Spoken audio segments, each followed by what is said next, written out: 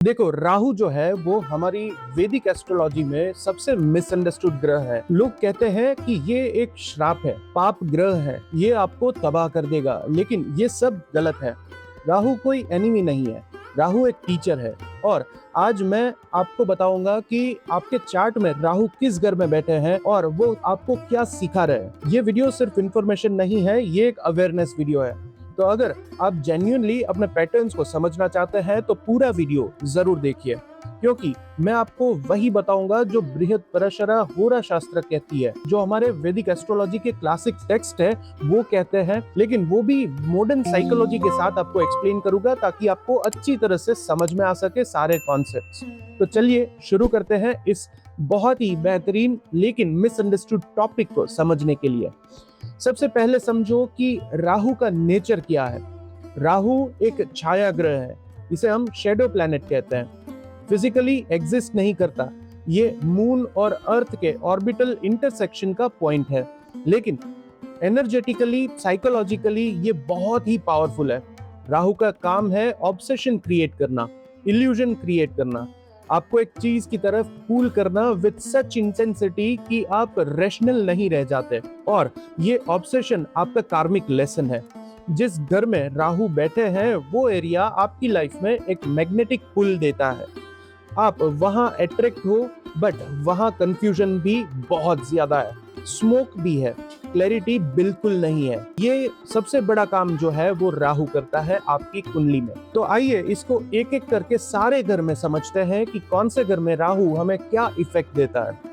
अगर आपके चार्ट में राहु जो है वो पहले घर में बैठे हैं तो आपका ऑब्सेशन ही आपकी आइडेंटिटी है। आप कॉन्स्टेंटली सोचते हो कि मैं कौन हूँ, आपको लगता है कि आप डिफरेंट हो, आप बहुत ज्यादा स्पेशल हो, या फिर आप एक आउटसाइडर हो। आपका पर्सनालिटी अनकन्वेंशनल है, आप ट्रेडिशनल नॉर्म्स को फॉलो नहीं करना चाहते। ये प्लेसमेंट बहुत ही बोल्ड भी आपको बना सकती है और बहुत ही इनसिक्योर भी बना सकती है। आप डिफरेंट लोगों के सामने डिफरेंट बनने की कोशिश करते हो, और ये तब तक चलता है जब तक आप रियलाइज नहीं करते कि ये एक मास्क है, ये रियल मैं नहीं हूं। अगर आप इसके बारे में रेमेडी पूछे तो इसकी रेमेडी बहुत ही सिंपल है। सेल्फ इंक्वायरी आपके लिए सबसे बड़ा एक काम होगा जो आपको हर रोज करना है। रोज सुबह मिरर में देखिए और अपने आप से पूछिए कि आज मैं कौन बनना चाहता हूँ और क्यों। मेडिटेशन आपके लिए एक बहुत बड़ा ब्लेसिंग है। स्पेसिफिकली विपस्सना अगर आप कर सकते हैं तो आपके लिए वो सबसे बड़ी रेमेडी है, क्योंकि जब आप अपने थॉट्स को विटनेस करते हैं तब आपको पता चलता है कि आइडेंटिटी एक कंस्ट्रक्ट है, वो रियल नहीं है। और राहु का लेसन ये है कि आप अपनी ट्रू सेल्फ को डिस्कवर करो, मास्क को नहीं। अब बात करते हैं राहु अगर आपके दूसरे घर में है तो आपका ऑब्सेशन होगा पैसा, फैमिली वैल्यूज और आपकी स्पीच। आप कॉन्स्टेंटली सोचते हो पैसे कैसे आएंगे, मटेरियल सिक्योरिटी आपका फोकस है। लेकिन राहु यहाँ भी स्मोक बहुत ज्यादा क्रिएट करता है, इल्यूजन्स आपको बहुत ज्यादा देता है। मतलब आप कमाते बहुत हो लेकिन सेटिस्फेक्शन आपको कभी नहीं मिलता है, या फिर आप बहुत ही अनकन्वेंशनल तरीके से कमाते हो। सेकंड हाउस स्पीच का भी घर है, तो राहु यहाँ पे स्पीच में एक एज आपको देता है। आप बहुत ही ब्लंट भी बोल सकते हो और मैनिपुलेटिव भी बोल सकते हो। आपकी बातों में एक चार्म होगा, लेकिन ट्रस्ट इश्यूज भी हो सकते हैं। फैमिली वैल्यूज में भी कंफ्यूजन्स आपको बहुत सारे हो सकते हैं। आप अपने फैमिली के ट्रेडिशंस को या तो कंप्लीटली रिजेक्ट करते हो या फिर ब्लाइंडली फॉलो कर देते हो without understanding the actual truth. Remedy क्या है इसके लिए? इसके लिए बहुत सिंपल रेमेडी है, कॉन्शियस स्पेंडिंग। अपने पैसों का हिसाब जरूर रखें, ग्रेटिट्यूड की प्रैक्टिस आप बहुत ज्यादा करें। रोज लिखने बैठो कि आज मैंने क्या अर्न किया, क्या स्पेंड किया और क्या सेव किया। स्पीच के लिए आप सत्य की प्रैक्टिस कर सकते हैं। बोलने से पहले आप बहुत ज्यादा सोचें और क्या ये सच है, क्या ये जरूरी है और क्या ये काइंडनेस से आ रहा है, ये जरूर सोचें आप कोई भी शब्द अपने मुंह से निकाले तब। और फैमिली वैल्यूज के लिए खुद से पूछिए कि मैं ये फॉलो क्यों कर रहा हूँ, ट्रेडिशंस के लिए कर रहा हूँ या अंडरस्टैंडिंग्स के लिए कर रहा हूँ। तीसरे घर में अगर आपके राहु विराजमान है तो आपका जो ऑब्सेशन है वो है कम्युनिकेशंस, सिबलिंग्स, शॉर्ट ट्रैवल्स और स्किल्स। तुम कॉन्स्टेंटली नए स्किल्स जो है वो सीखना चाहते हो, आप रेस्टलेस हो, आपका माइंड एक जगह नहीं टिक पाता है, आप बहुत ही क्यूरियस हो, बहुत इंफॉर्मेशन कंज्यूम करते हो, लेकिन डेप्थ आपको कहीं नहीं मिलती है। ये placement jack of all trades वाली प्लेसमेंट है, मास्टर ऑफ नन वाली एनर्जी देता है। सिबलिंग्स के साथ भी बहुत ही यूनिक रिलेशनशिप होती है आपकी, या तो आप उनसे अट्रैक्टेड हो बहुत ज्यादा, या तो कंप्लीटली डिटैच्ड हो। कम्युनिकेशन स्टाइल्स अनकन्वेंशनल होती है आपकी, आप ट्रेडिशनल तरीके से बात नहीं करते, आप बहुत डायरेक्ट हो सकते हो, और समटाइम्स आप बहुत ही हार्श भी हो सकते हो, और इवन टू बी ऑनेस्ट आप बहुत ज्यादा ऑनेस्टली बात कर सकते हो। अगर इसकी रेमेडी के बारे में बात करें तो फोकस आपके लिए सबसे बड़ी रेमेडी है। आपको एक स्किल चूज करनी है और उसमें मास्टरी आपको गेन कर देनी है। डिस्ट्रैक्शन से बचना है आपको, सोशल मीडिया को लिमिट कर देना है, और सिबलिंग्स के साथ एक कॉन्शियस कम्युनिकेशंस की प्रैक्टिस करनी है। सिर्फ आपको ही बोलते नहीं रहना है, उनको भी सुनने की कोशिश करनी है। अब बात करते हैं चौथे घर के बारे में, और चौथे घर में अगर आपके राहु विराजमान है तो ऑब्सेशन आपका जो है वो है घर, माँ और इमोशनल सिक्योरिटी। इनर पीस भी आपका ऑब्सेशन हो सकता है। ये प्लेसमेंट इमोशनली चैलेंजिंग होती है। आपको लगता है कि घर में पीस नहीं है, या तो आप अपने घर से फिजिकली दूर रहना चाहते हो, या फिर इमोशनली बहुत ज्यादा डिटैच्ड होते हो। माँ के साथ भी कॉम्प्लिकेटेड रिलेशनशिप्स हो सकती है, कभी बहुत ज्यादा अटैच्ड हो सकते हो, कभी बहुत ही डिस्टेंस हो सकते हो। आपको हमेशा लगता है कि पीस बाहर से मिलेगा, घर से नहीं, तो आप कॉन्स्टेंटली शिफ्ट करते रहते हो, एक घर से दूसरे घर, एक सिटी से दूसरी सिटी, लेकिन पीस आपको कहीं नहीं मिलती है, क्योंकि राहु का लेसन यहाँ पे ये है कि पीस बाहर नहीं है, आपके अंदर है।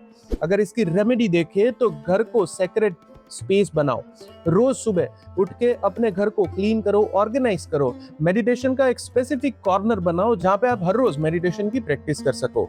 माँ के साथ एक अच्छा सा क्वालिटी टाइम स्पेंड करो, और वो भी कॉन्शियसली स्पेंड करो। उनकी बातों को बहुत ही अच्छी तरह से सुनो और उनको ज्यादा से ज्यादा रिस्पेक्ट दो, और सबसे इंपॉर्टेंट एक जगह सेटल होने की बहुत ज्यादा प्रैक्टिस करो, और आपको डिस्ट्रैक्ट नहीं होना है कोई भी सिचुएशन में। घर से भागोगे तो पीस नहीं मिलेगी, आपको पीस और कामनेस के लिए घर में रूटेडनेस लानी पड़ेगी। अब बात करते हैं पांचवें घर के बारे में। राहु अगर पांचवें घर में आपके विराजमान है तो क्रिएटिविटी, रोमांस, चिल्ड्रन और स्पेकुलेशन जो है वो आपकी ऑब्सेशन रहेगी। आप रिस्क टेकर बहुत बड़े हो, आप गैम्बल भी करते हो, आप स्टॉक मार्केट, बैटिंग, गैम्बलिंग जैसी चीजों में उलझ जाते हो, लेकिन राहु यहाँ धोखा भी दे सकता है, मतलब सडन गेन्स भी हो सकते हैं और सडन लॉसेस भी हो सकते हैं। रोमांस में भी अनकन्वेंशनल पैटर्न्स आपको देखने को मिलेगी। आप ट्रेडिशनल लव स्टोरीज में बिलीव नहीं करते हैं, आपको एक्सोटिक, फॉरेन और डिफरेंट टाइप के लोग अट्रैक्ट बहुत ज्यादा करते हैं, लेकिन रिलेशनशिप्स में इल्यूजन्स बहुत ज्यादा होती है। आप जो सोचते हो वो है, वो एक्चुअली वो होता नहीं है। चिल्ड्रंस के साथ भी बहुत ही यूनिक बॉन्ड होता है, या तो आप उनसे बहुत ज्यादा अट्रैक्टेड हो, या तो फिर बहुत ज्यादा डिटैच्ड हो। अगर इसकी रेमेडीज देखें तो क्रिएटिव एक्सप्रेशन आपके लिए बहुत ज्यादा फायदा दे सकता है, लेकिन डिसिप्लिन्ड आर्ट, डिसिप्लिन्ड एक्शंस जो है वो आपकी लाइफ में लानी बहुत ज्यादा जरूरी होगी। आपको आर्ट में रुचि लेना बहुत ज्यादा जरूरी होगा, वो आपको दूसरे डिस्ट्रैक्शन से बचाएगा। आर्ट करो, म्यूजिक करो, राइटिंग करो, लेकिन रेगुलरली करो, जो भी करो। स्पेकुलेशन से बहुत ज्यादा बचना है, अगर करना है तो लिमिट सेट करो। रोमांस में भी ऑनेस्ट रहो, अपने एक्सपेक्टेशंस को क्लियर रखो, और चिल्ड्रंस के साथ प्रेजेंट रहो, डिस्ट्रैक्टेड मत रहो।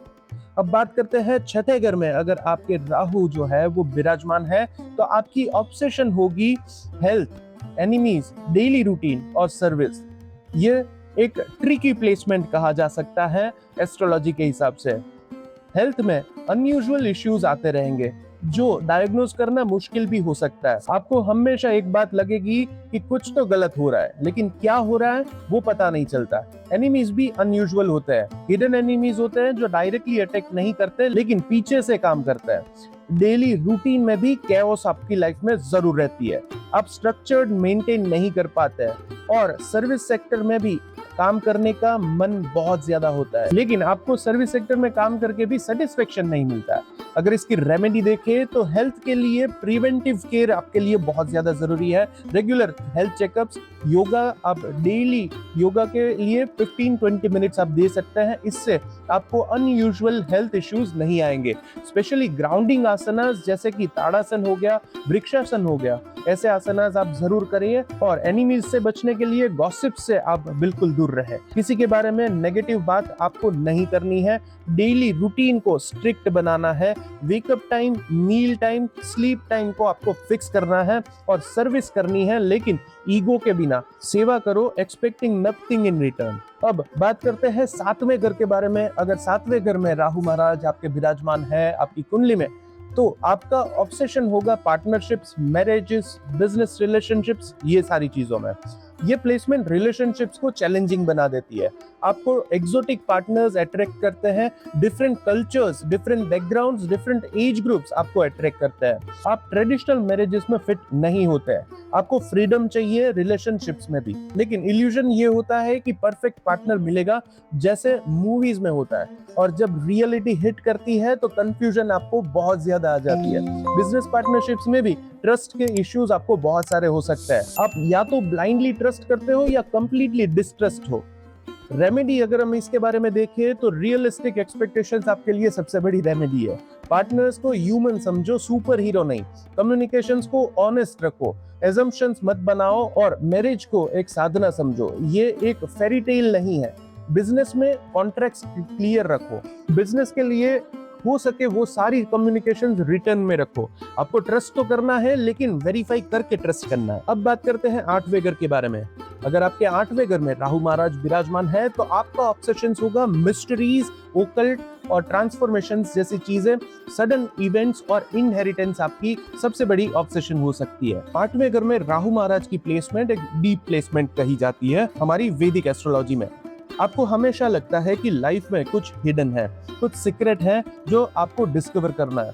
तो आप स्पिरिचुअलिटी में इंटरेस्ट लेते हो, एस्ट्रोलॉजी में इंटरेस्ट लेते हो, तंत्र में और ओकल्ट साइंस में भी आपको इंटरेस्ट ज्यादा रहता है। लेकिन यहाँ भी राहु का डेंजर जरूर है। आप सरफेस लेवल पे रह जाते हो। आप नॉलेज तो कलेक्ट कर लेते हो, बट वो नॉलेज जो है वो विजडम में ट्रांसफर नहीं होता है। सडन इवेंट्स बहुत सारी आ जाती है आपकी लाइफ में। Ups and downs are extreme in your life.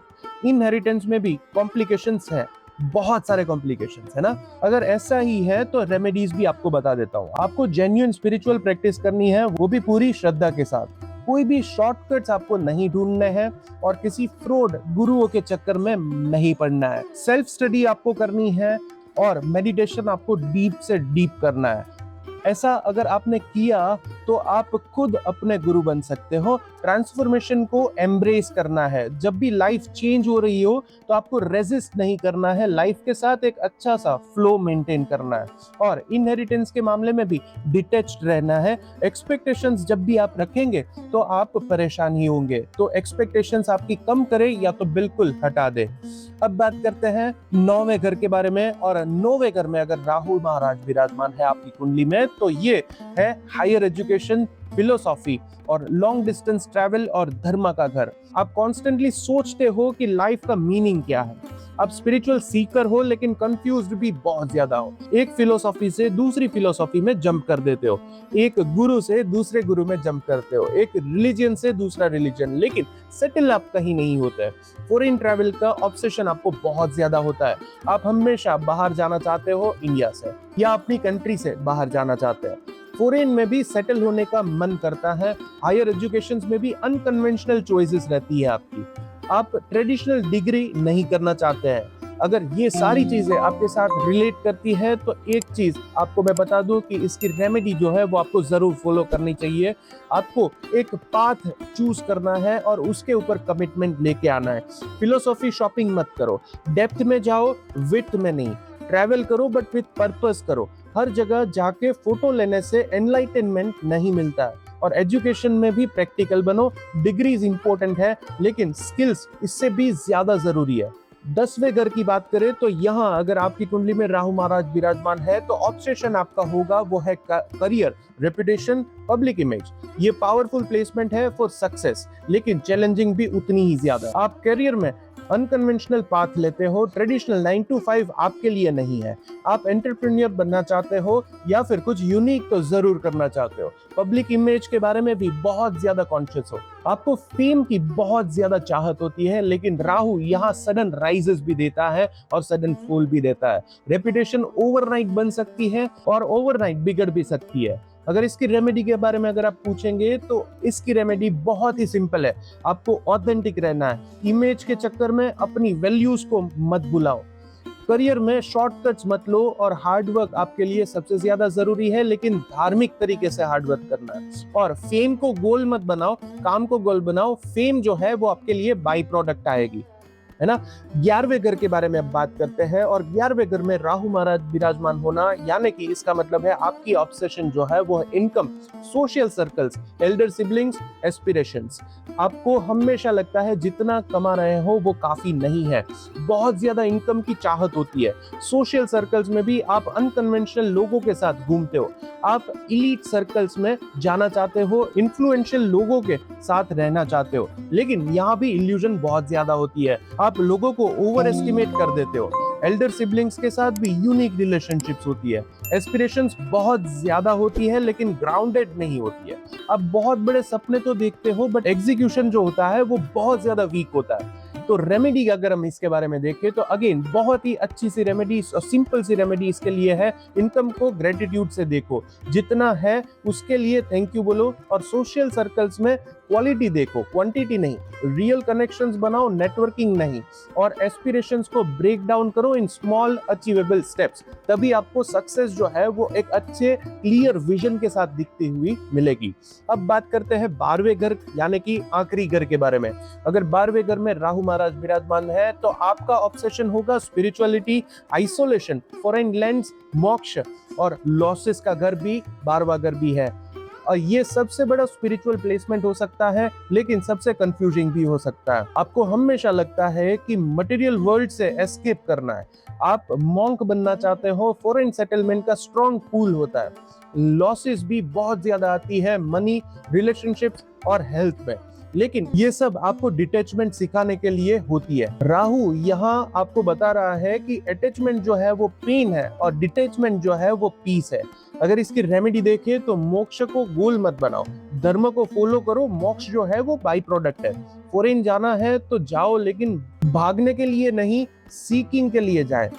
Losses को एक्सेप्ट करो as a part of life, आपको उससे घबराना नहीं है, आपको रीस्टार्ट करना सीखना होगा। मेडिटेशन प्रैक्टिस आपको डेली करनी है और सॉलिट्यूड में कंफर्टेबल हो जाओ और सेवा करो एनोनिमसली, क्रेडिट लिए बिना।